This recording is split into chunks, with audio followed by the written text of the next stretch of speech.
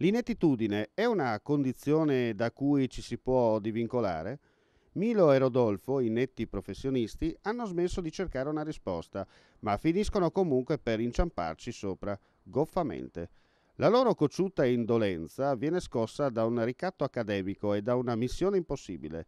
Si ritroveranno infatti nel cuore della Bassa Friulana, seguendo il filo di un mistero manoscritto attribuito a Pirandello. E sarà il caso, più che l'istinto, a metterli sulla pista di un vecchio episodio di cronaca nera, trasformandoli rapidamente in maldestri detective.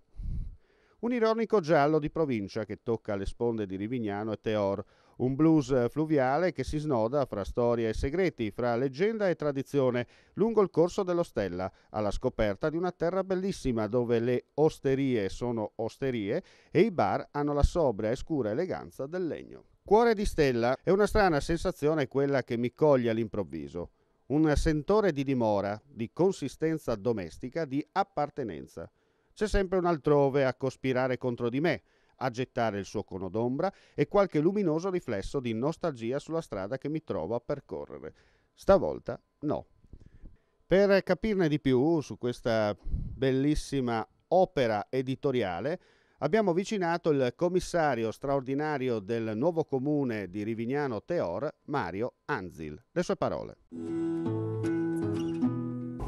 Sì, effettivamente questo libro, Cuore di Stella, è uscito il 15 febbraio, pochissimi giorni fa, e subito è andato esaurito in tutte le librerie d'Italia e anche sul web, sintomo di un interesse che c'è nei confronti di questa iniziativa, che è nata in occasione della fusione tra Rivignano e Teor come occasione per la promozione del territorio. È un'iniziativa che peraltro non costa al comune di Rivignano neanche un centesimo, che anzi ha dato l'opportunità di avere un determinato numero di copie che faremo avere gratuitamente a tutti i capifamiglia del nuovo comune, ed è una storia, un romanzo ambientato nel nostro territorio.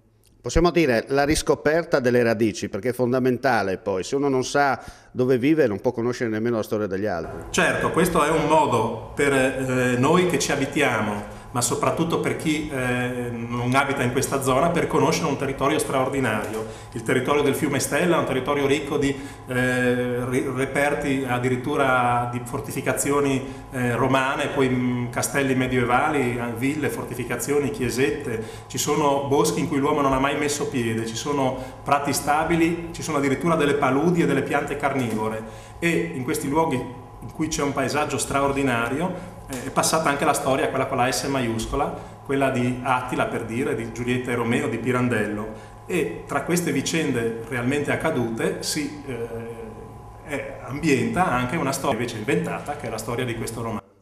Cosa aggiungere ancora? Aggiungere che anche per chi appunto abita lontano da questi posti, il libro è stato recensito da tantissimi critici, ha avuto decine di articoli, anche di pagine intere di quotidiani sia regionali che nazionali, ed è stato sempre recensito in maniera molto lusinghiera, quindi vuol dire che è piaciuto. È un libro da comprare, da leggere, e leggendolo sicuramente verrà anche voglia di venire a vedere questi posti straordinari che solo guardandoli ci si può rendere conto del patrimonio inestimabile che noi abbiamo e del quale viviamo ogni giorno.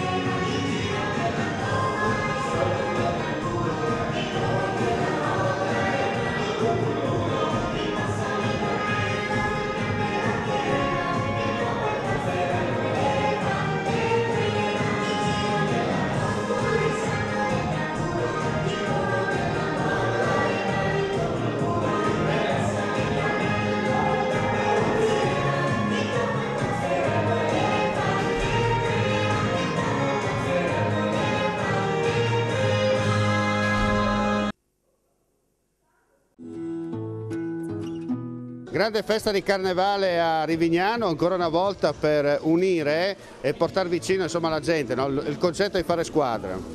Sì, noi siamo un'associazione del territorio del comune di Rivignano e Teor, ci chiamiamo Scacciapensieri e il nome porta un po' la storia anche di questo gruppo, nato circa 3-4 anni fa con l'intento di far rinascere l'oratorio da un punto di vista parrocchiale, ma soprattutto nell'ambito di un contesto di aggregazione, e quindi cercando di far rivivere un po' la comunità e dando uno spazio estivo ai bambini.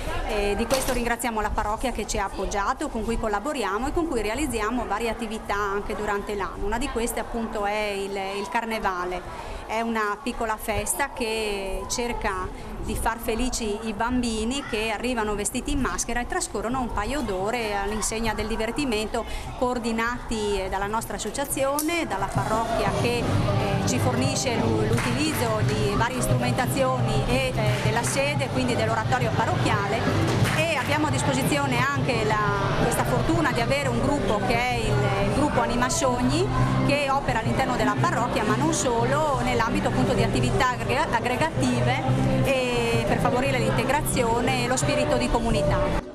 Ecco, diciamo che la vostra particolarità è che siete, tra parentesi, aperti 365 giorni all'anno, ecco, questa è la cosa importante. Il lavoro si svolge anche dietro le quinte, noi lavoriamo molto di regia per poter poi effettuare durante l'anno queste varie iniziative, queste piccole grandi feste che coinvolgono i bambini.